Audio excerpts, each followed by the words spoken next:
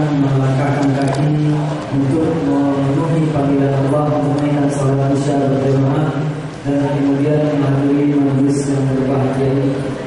Dan seperti biasanya pada malam Kamis ini pengajian kita diisi oleh Syekh Ahmad Salihadi. Tapi alhamdulillah pada malam hari ini kita kedatangan tamu semua. Beliau adalah Ustaz Abdul Majid bin Ibrahim As-Subayyi. Beliau alumni kuliah syariah di Jami'ah Al-Imam Muhammad bin Saud Riyadh, kemudian magisternya di Ma'had Al-Amil Al-Qabah juga di Jami'ah Al-Imam, kemudian juga ambil magister di Australia sebagai perpanjangan dalam masalah hukum, dan saat ini sedang mengikuti program doktoral di Jami'ah Al-Imam Muhammad bin Saud Riyadh. Beliau termasuk salah satu orang-orang yang berdiri di belakang layar dalam mendirikan Ma'had Ahli Sunnah sekira 11 atau 12 tahun yang lalu.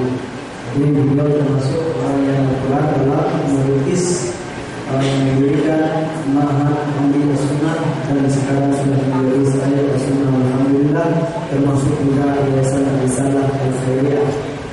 Baiklah jemaah yang dirahmati oleh Allah, ringkas saja kita persilakan kepada beliau untuk memberikan tausiah-tausiah atau berbagi pengalaman dengan kita semua.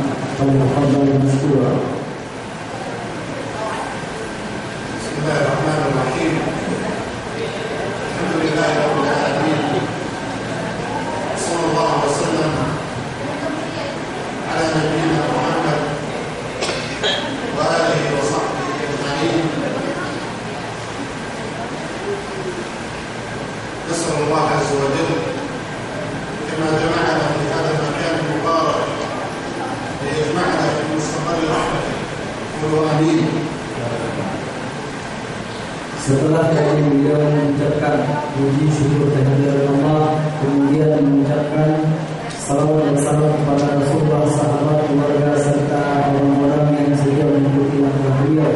Kemudian didoakan, beliau mengatakan kita berdoa kepada Allah sebagaimana Allah menunjukkan kita pada malam hari ini di masjid yang berbahagia ini. Kita berdoa kepada Allah semoga Allah kita dikumpulkan di surganya nanti.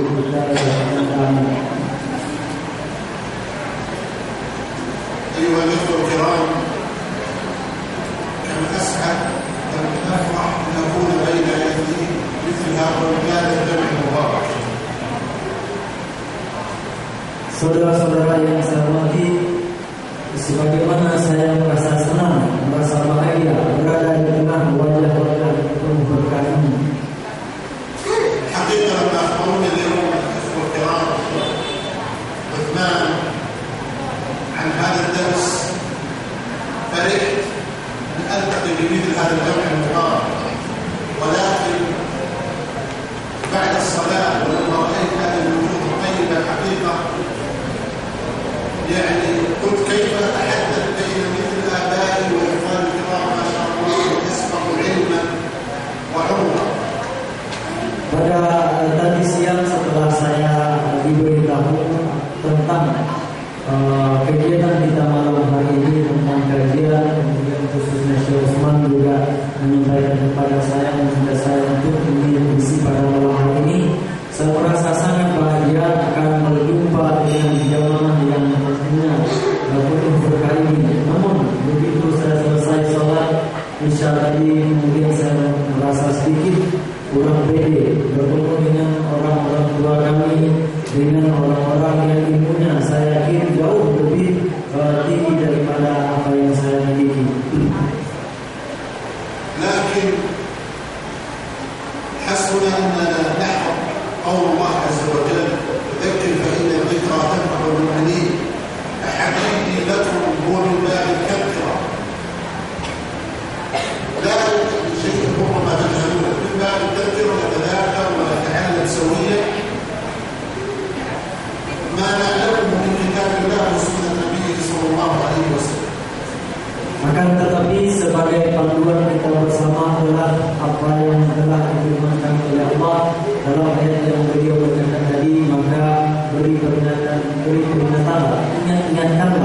karena sesungguhnya mengingatkan itu bermanfaat bagi orang-orang beriman, bagi orang-orang beriman. Oleh karena itu apa yang akan saya sampaikan ini hanya sekedar mengingatkan kembali apa yang sudah kita ketahui bersama, bukan memberikan sesuatu yang baru, karena tentunya dengan mengulang kemudian belajar bersama maka yang mungkin semakin kuat daripada kita. أيها الأخوة الكرام، في الحقيقة أنا أحب هذا البلد المبارك وأحب هذا الشعب في هذه البلاد، الشعب الأندونيسي. Saudara yang saya hormati, sesungguhnya saya mencintai negeri ini dan menyukai masyarakat atau bangsa ini, bangsa yang penuh berkah ini. ولا بد أن نسأل أنفسنا حينما نحب شخص فينا شيئا نسأله ما هذا الشيء الذي أحببته فيه. فمحبتي لإندونيسيا ولأهل الطيبين لأنها بلد من بلاد المسلمين أولا، وثانيا لأن أهلها فيهم من الخلق العظيم والتعامل الطيب. Ketika kita dicintai atau ada seseorang yang menyatakan cinta kepada kita pada suatu, tentu kita bertanya alasan apa atau apa gerangan sesuatu yang membuat dia mencintai kita. Maka saya katakan ada beberapa hal alasan saya mencintai Indonesia. Yang pertama, karena Indonesia adalah negeri umat Islam, negeri Islam, negara Islam. Dan yang kedua, karena penduduknya memiliki akhlak yang mulia. هذا الخلق العظيم الذي يتمتع به هذا الشعب وهذه البلاد وحسن التعامل كان سببا، بل هو السبب الأول بعد هداية الله عز وجل وتوفيقه لدخول الإسلام في هذه البلاد. فإندونيسيا لم تدخل كما دخلت بلاد العرب بالسيف والجهاد، إنما دخل الإسلام في هذه البلاد بحسن الخلق. فأنتم عدلتم علينا بهذه الميزان. Karena akhlak yang mulia ini, akhlak yang terpuji inilah mengapa Islam bisa masuk ke Indonesia secara damai. Islam sebagaimana kita ketahui dalam sejarah Islam di Indonesia, datang ke Indonesia kemudian dipeluk oleh umat Islam di Indonesia dengan cara yang damai, bukan dengan cara jihad, bukan melalui peperangan, akan tetapi melalui cara damai. Mengapa? Karena kemuliaan akhlak yang dimiliki oleh masyarakat Indonesia. Dalam hal ini maka Anda semua lebih baik daripada kami. فاحمد الله عز وجل على أن رزقكم مثل هذه الصفات. Maka marilah kita memuji kepada Allah yang telah menganugerahkan kepada kita sifat terpuji ini.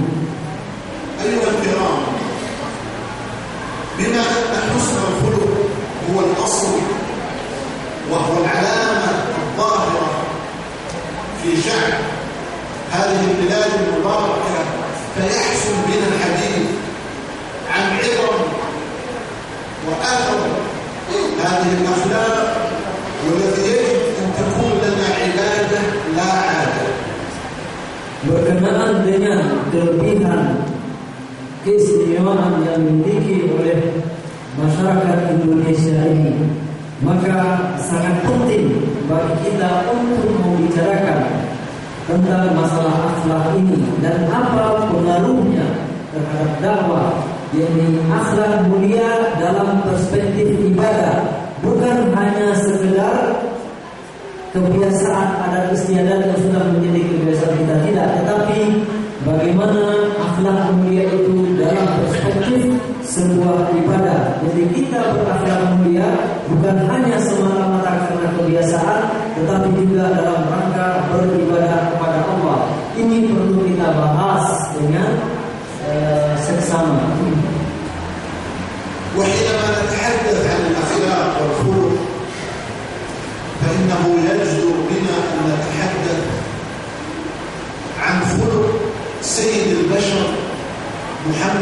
الله عليه وسلم. صلوا على النبي صلى الله عليه وسلم. Ketika kita berbicara tentang akhlak, maka tentunya yang paling utama kita bicarakan adalah akhlak Nabi kita, yaitu Nabi Muhammad sallallahu alaihi wasallam.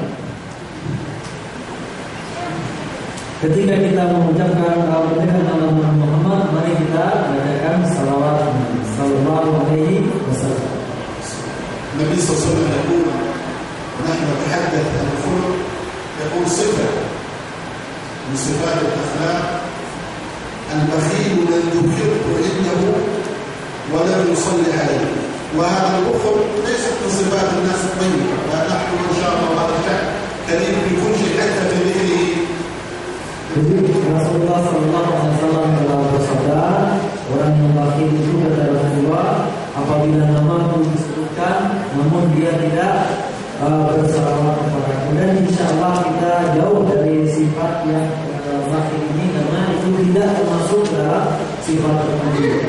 عليه الصلاة والسلام يقول أيضا: من صلى عليه صلاة واحدة صلى الله له بها 10.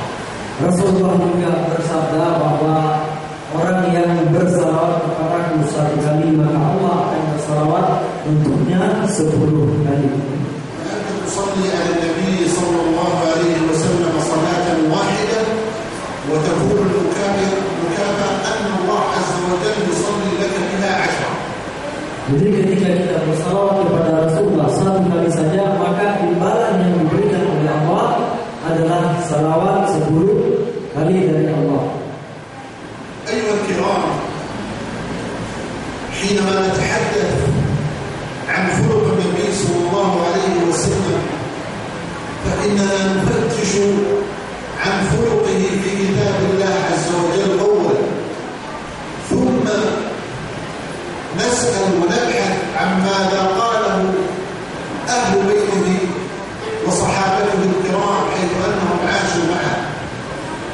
Jemaah yang mulia, ketika kita berbicara tentang akhlak Nabi Muhammad SAW, tentu sumber rujukan kita yang pertama adalah kitab Al-Quran, kitabullah Al-Quran Karim.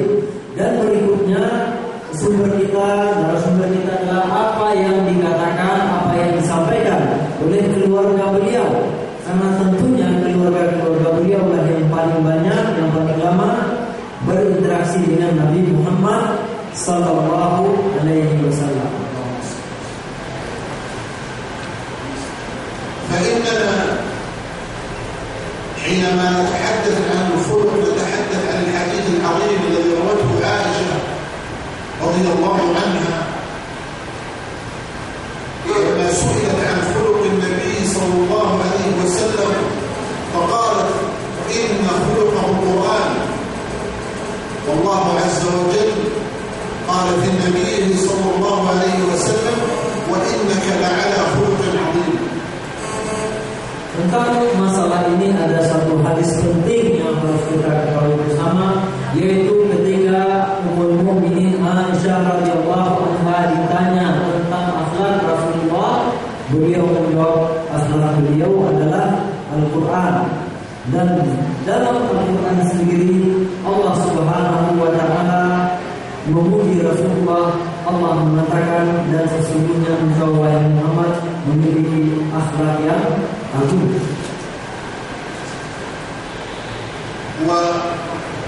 ونتذكر قول الله عز وجل لنبيه صلى الله عليه وسلم في سورة آل عمران: ولو كنت فظا غليظ القلب لانفضوا من حولك.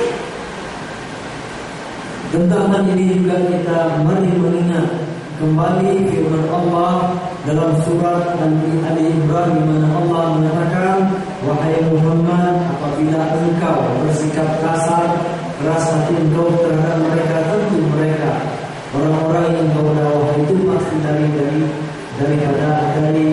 engkau wahai Muhammad. وخلق النبي صلى الله عليه وسلم له صور كبيرة وكثيرة، ففي كل مجال من مجالات الحياة كان للنبي صلى الله عليه وسلم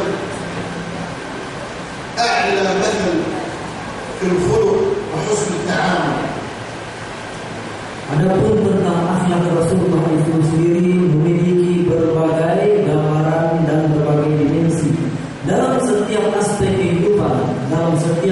kehidupan, maka dalam aspek tersebut terdapat akhlak Rasulullah, akhlak yang mulia yang menjadi teladan, yang pantas, yang patut, yang harus kita tiru.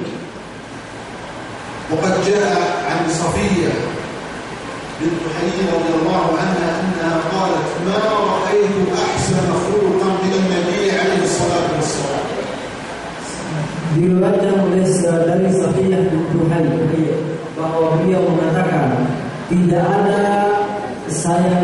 pernah saya melihat orang yang memiliki akhlak melebihi Rasulullah sallallahu alaihi wasallam.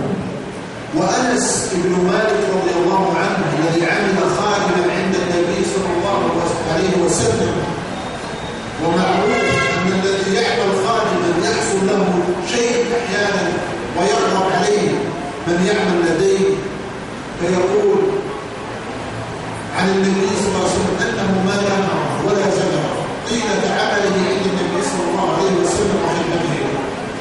Kemudian sahabat yang lain Anas bin Malik pernah menjadi pembantu Rasulullah SAW. Beliau yang melayani kebutuhan Rasulullah.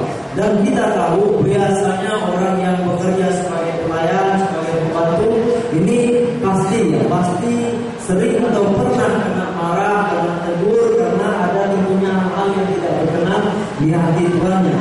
Namun Anas bin Malik mengatakan Rasulullah tidak pernah memarahinya, Rasulullah tidak pernah membentaknya. بل قال أنس رضي الله عنه ما رأيت أحسن خلقا من النبي عليه الصلاة والسلام.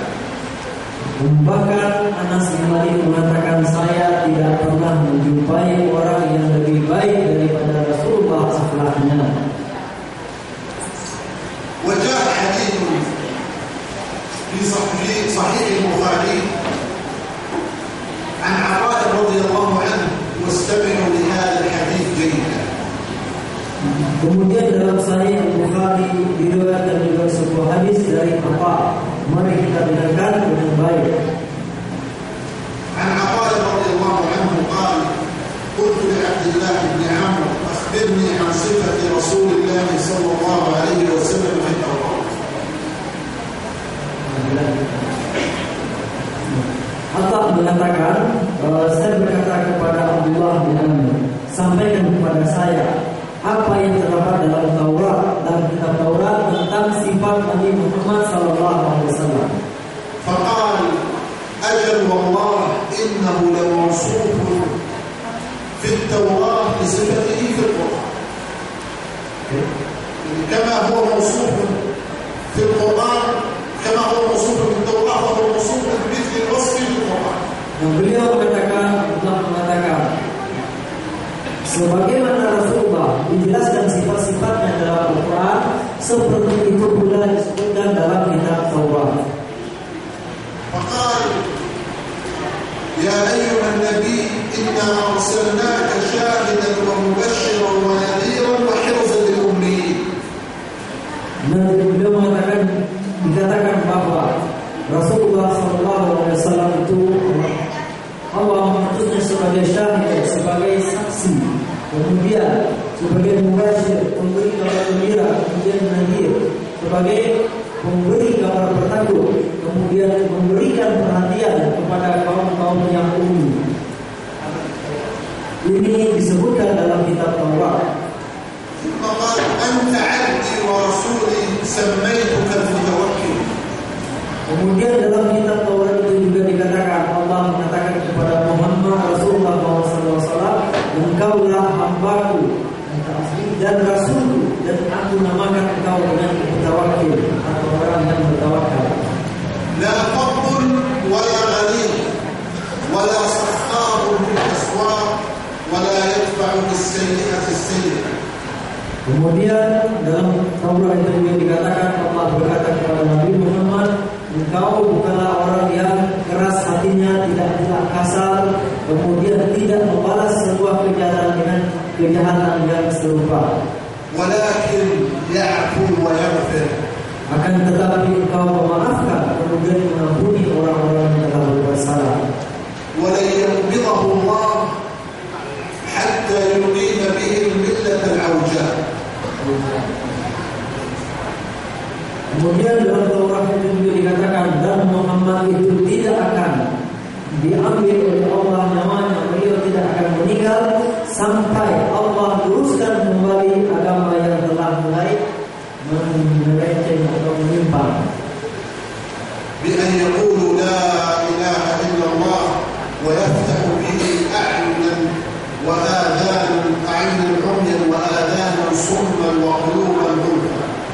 Dengan mengatakan la ilaha illallah, sehingga terbukalah, melihatlah mata yang selama ini buta, mendengarlah telinga yang selama ini tidak mendengar atau tuli, dan terbukalah hati yang selama ini tertutup. فانظروا إلى وصف النبي صلى الله عليه وسلم في التوراة. Perhatikanlah bagaimana Taurat atau kitab Taurat bercerita tentang sifat Nabi Muhammad SAW.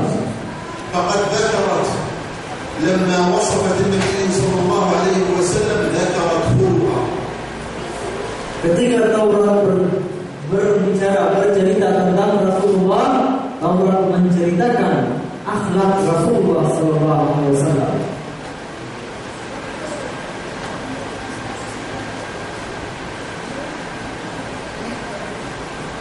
وقد قال النبي صلى الله عليه وسلم إنما بعثت لأتمم مكارم الأخلاق. Rasulullah pun telah bersabda, sesungguhnya aku diutus untuk menyempurnakan akhlak-akhlak yang mulia. فالأخلاق أيها المسلمون الكرام لها باب عظيم في هذا الدين. Jadi masalah akhlak, saudara-saudara yang mulia, dalam agama kita ini memiliki tempat yang besar. وقد قال النبي صلى الله عليه وسلم أيضا قال إن أقربكم مني منزلا يوم القيامة أحاسنكم أخلاقا. Karena Rasulullah juga bersabda dalam hadis yang lain bahwa orang yang paling dekat kedudukannya denganku kelak di surga adalah yang paling baik akhlaknya di antara kalian. وكلنا يريد أن يكون قرب النبي صلى الله عليه وسلم وبجواره. Dan kita semua tentunya ingin dan bercita-cita untuk menjadi dekat dan menjadi tetangga Rasulullah SAW di surga. ويا أيها الكرام حسن الخلق حينما نتحدث عنه فإن له معنى ومقصود. Wahai saudara-saudari yang mulia, ketika kita membicarakan tentang akhlak yang mulia, sesungguhnya ada maksud-maksud tertentu yang hendak kita sampaikan tentang akhlak ini. لكن حينما يطلق حسن الخلق وحسن الخلق فإن الناس يتبادر إلى ذهنهم أنه حسن الخلق مع العباد والناس فيما بينهم. Akan tetapi biasanya yang kita pahami secara otomatis ketika berbicara tentang akhlak yang mulia, akhlak yang baik, yaitu interaksi sesama hamba. Bagaimana kita berakhlak dengan sesama kita. لكن حسن الخلق والخلق بابه أكبر فهو يكون مع الله عز وجل ويكون مع العباد. Namun sesungguhnya masalah akhlak dan akhlak terpuji itu lebih luas dari itu, karena mencakup akhlak kita dengan Allah Subhanahu wa taala dan akhlak dengan sesama hamba atau sesama makhluk. فحسن الخلق مع الله عز وجل كما يقول بعض أهل العلم أن تتلقى أحكامه الشرعية بالرضا والتسليم. Akhlak terpuji atau akhlak mulia kepada Allah sebagaimana yang dikatakan oleh sebagian ahli ilmu ialah bahwa Anda menerima dengan lapang dada semua hukum-hukum Allah, syariat yang Allah turunkan, kita terima dengan sukarela dan lapang dada.